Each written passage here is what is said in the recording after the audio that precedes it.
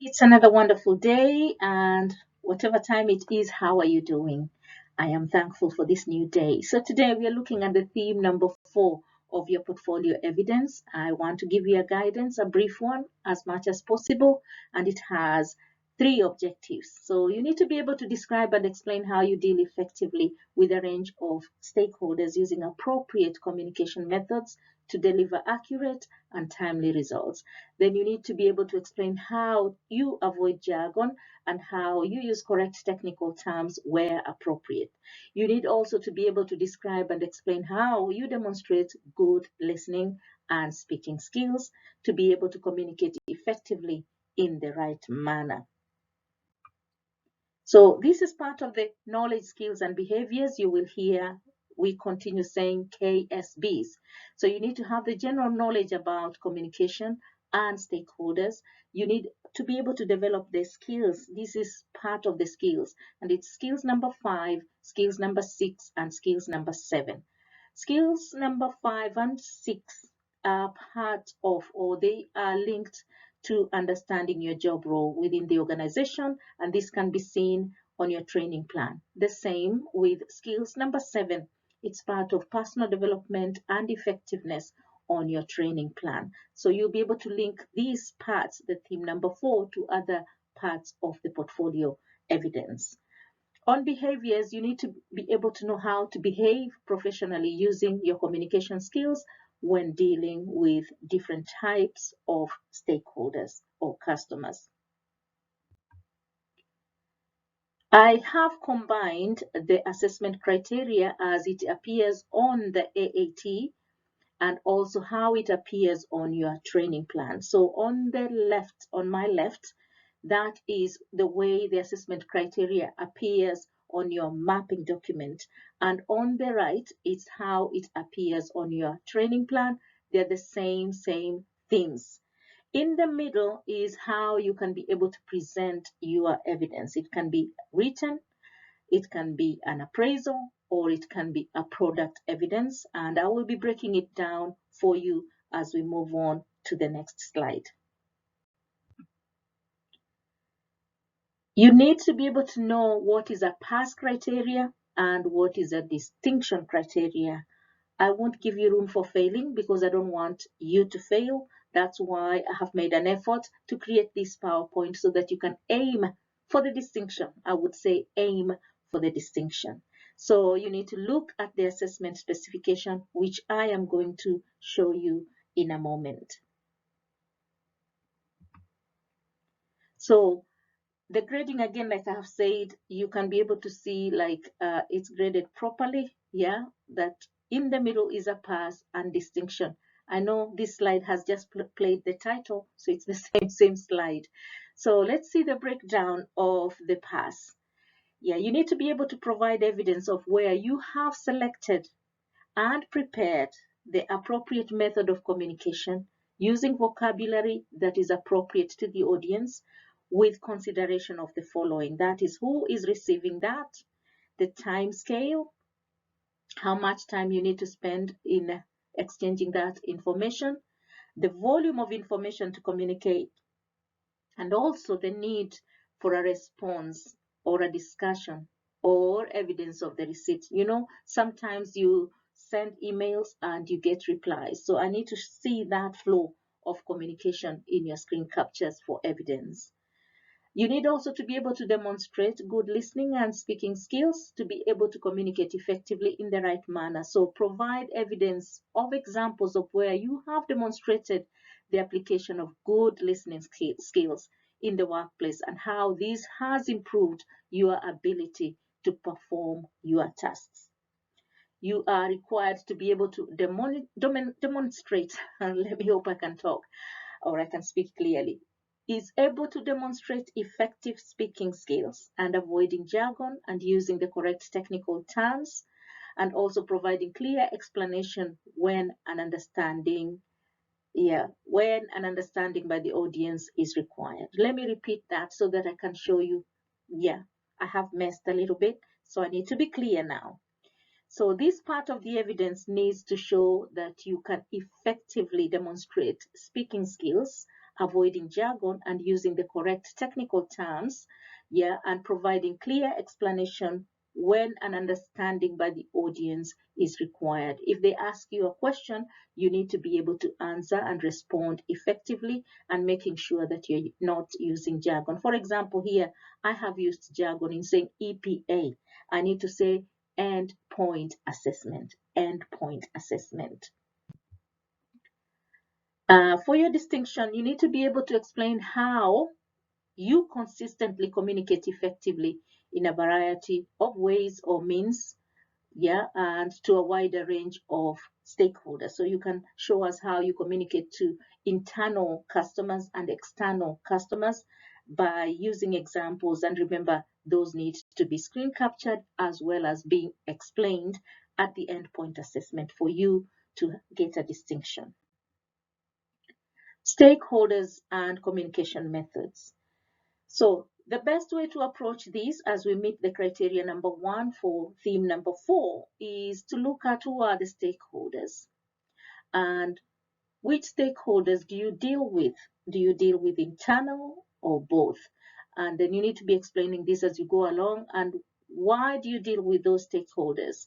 And how do you deal with them? So you need to be more specific on how you deal with them. As part of that, you need now to bring in the theme of communication, because that's what we need to know here.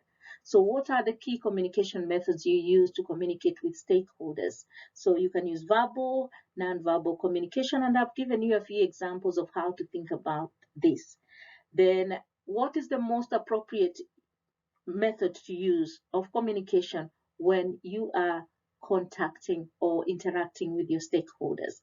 In both sections where you're talking about the stakeholders and you're talking about communication with the stakeholders, we need a lot of evidence, and you can use the STAR technique to support your thinking.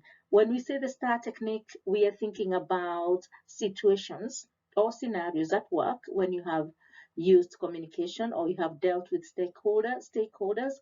We also think about actions. What were the specific actions that you took or you are performing at that particular time? But before actions, what was the task? What is it that you are doing? Were you replying to an email about what? So you need to be specific. And then what actions did you take? And what was the result? What was the result or the outcome of that communication with your stakeholders? So remember, your evidence needs to be clear.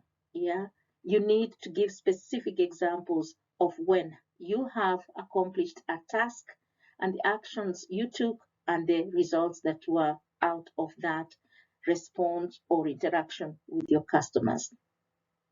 When you think about jargon and how to avoid jargon, you need to tell me what is jargon and some of the examples of jargon that you use at work. We use EPAs, we use KSBs here. Yeah, so we need to avoid using that type of jargon because not everybody understands what is a KSB or what is an EPA. So the same at work. What type of jargon do you use? And how do you avoid them? And then how do you use the correct technical terms where appropriate? Remember again to use specific examples and screenshots to show your evidence. Use the STAR technique again to support your answers, because as you develop the STAR technique, you will learn how to answer questions when they've been presented to you at the endpoint assessment.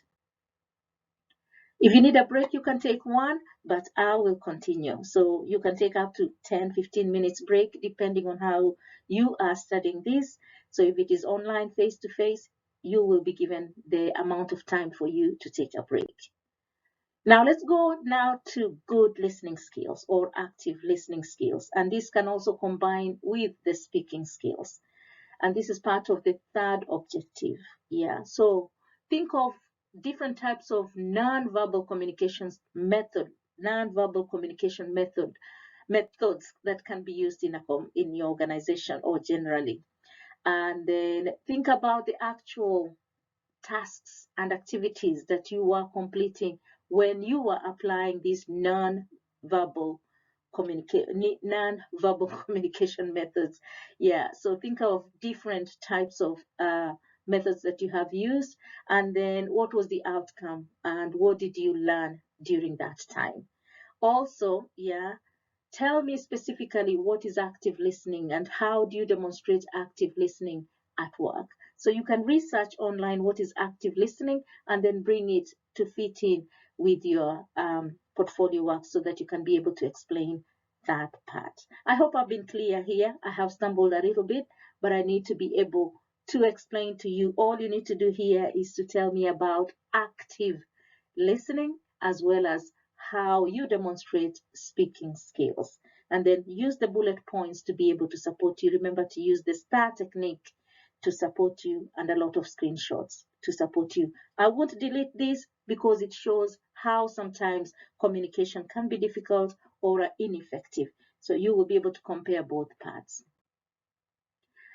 Remember also to be able to update your records as you work through these 3 criteria, and you need to update your personal development plan. It's a simple document. You can put week by week what you are completing. In the middle, you can add your knowledge, skills, and behaviors that you are working on. In another column, you can add the questions that you have, and of course, the dates if this task was completed or not completed. Just make a simple personal development plan that you will be using to track your own way of working through this, because that can also be used as part of the evidence in your portfolio. Remember to update your SMART assessor, complete all the evidence and then upload it in the appropriate tab, and also update your off-the-job hours. Also check the progress on your training plan to make sure that you are covering all the criteria as per this communication theme. For your knowledge check, you can ask yourself questions like this. Who are the stakeholders? Using examples, you can explain how you manage your stakeholders differently, and then using example, explain how you deal with finance queries and explain how was this managed effectively. And then how do you demonstrate effective communication, both verbal and non-verbal? You can be able to use different techniques, like I've already mentioned STAR technique quite a lot. There is also the PEEL technique, and this can be found on your references. If you want to understand how these techniques work, please check your references below. For the next steps, please complete the communication part 4 of the assessment criteria. Then please complete a reflection on your mapping document. Take part in a mock EPA. I have already given you some example questions in the previous or on the previous slide. Yes, take part in a mock EPA related to those communication themes or communication theme. Please note this evidence can be combined with other parts of the evidence, specifically part 7. This is on teamwork. You have seen also we can be able to combine it with understanding your organization as well as personal effectiveness and personal development. So upload your evidence of completed portfolio draft on Smart Assessor, and also ensure you have logged the time spent working on this. Research or self-study, please update your time log on Smart Assessor. I have given you a list of references. Please have a look at them because each one of them supports you differently. The first one is the specification, the endpoint assessment specification. The second one is good communication skills, and these can be found on AAT comment, so the AAT website. And then I have picked other links, ways of communicating in business. These are found on the BBC Bite Size. Also communication with customers on BBC Bite Size. I have also picked on the STAR technique from 2 different websites. Please have a look at that. And then the PEEL paragraph writing method. So this is a very raw PowerPoint. I haven't edited anything because I wanted you to see how we can be able to stumble as well while we are communicating. So all the best with this part of the portfolio. Next time we'll be looking at a different part of the portfolio, and then we will see again how we can be able to link these parts of the portfolio. Meanwhile, do you have any questions? If you have any questions, please email them to me and let me know what it is that you would like to know further or to develop further, or any answers that you might require as per the guidance for this portfolio. Other than that, thank you so much, everyone, and all the best. And bye-bye for now.